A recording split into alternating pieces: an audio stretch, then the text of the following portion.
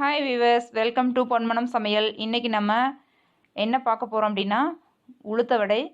இது வந்து நான் கருப்பு உளுந்தை வச்சு ஒரு சுவையான உளுத்த வடை பண்ணி காட்ட போகிறேன் உங்களுக்கு. அதில் வந்து சுண்டலும் சேர்த்து பண்ண போகிறேன். தேவையான பொருட்கள் என்னென்னு பார்த்துக்கலாம். உளுந்தம்பருப்பு, கொஞ்சம் அரிசி மாவு, உளுந்து பார்த்திங்கன்னா நான் ஒரு 1/4 கிலோ உளுந்துக்கு எடுத்திருக்கேன். அதுக்கப்புறம் ஜீரக மிளகுத்தூள், அதுக்கப்புறம் கொத்தமல்லி, கருவேப்பிலை, வெள்ளை சுண்டல் வேக வச்சது, வெங்காயம் 1 கப், அதுக்கடுத்தது இஞ்சி பொடியாக நறுக்கி வச்ச இஞ்சி. இவ்வளோ தாங்க இதுக்கு தேவையான பொருட்கள். இப்போ இந்த உளுந்தை வந்து நம்ம ஊற வச்சு க்ளீன் பண்ணி அரைச்சி எடுத்து வச்சுருக்கேன் பாருங்கள். இங்கே பாருங்கள், மிக்சியில் தான் அரைச்சிருக்கேன். இந்த மாவு அரைக்கிறது வந்து பார்த்திங்கன்னா கொஞ்சம் கணக்காக அரைச்சிக்கணும். ரொம்ப வந்து தண்ணி மாதிரி அரைக்கக்கூடாது. கொஞ்சம் கெட்டியாக மாவாக அரைச்சி எடுத்துக்கணும். இது இன்றைக்கி நான் மிக்சிலேயே அரைச்சிருக்கேன்.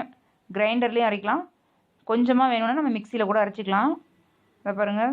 இப்போ இந்த 250 கிராம் அரிசிக்கு பார்த்திங்கன்னா உளுந்துக்கு வந்து பார்த்திங்கன்னா நான் ஒரு 50 கிராமுக்கு மேலே வந்து ஒரு அரிசி மாவு எடுத்திருப்பேன். இது நம்ம வந்து அரிசி வந்து ஊற வச்சு உளுந்து கூடயே போட்டு கூட ஆட்டிக்கலாம். சிம்பிளாக எப்படி செய்யறதுன்னு நான் உங்களுக்கு சொல்லி கொடுக்குறேன். இந்த உளுந்த வடையில் பொறுத்த வரைக்கும் பார்த்திங்கன்னா இந்த மாவு ஆட்டுறது தான் வந்து பக்குவமாக ஆட்டணும். கொஞ்சம் மாவு தண்ணி மாதிரி போயிடுச்சுன்னா உங்களுக்கு வடை வராது. அதுக்கு தான் அந்த அரிசி மாவு வந்து நம்ம கலக்கிறது. மாவு கொஞ்சம் ஃப்ரீயாக இதாகிடுச்சுன்னா கூட உங்களுக்கு வந்து அரிசி மாவு கலந்துக்கிட்டிங்கன்னா நல்லாயிருக்கும். இப்போ வந்து நம்ம இதில் இருக்கிற எல்லா பொருளையும் ஆட் பண்ணிக்கலாம். வெங்காயம், இஞ்சி, சீரகம், மிளகு, கொத்தமல்லி, கருவேப்பிலை எல்லாத்தையும் போட்டுக்கலாம். காரம் வேண்டான்னு நான் வந்து மிளகு மட்டும் எடுத்துருக்கேன். உங்களுக்கு காரம் வேணும்னா நீங்கள் பச்சை மிளகா போட்டுக்கலாம்.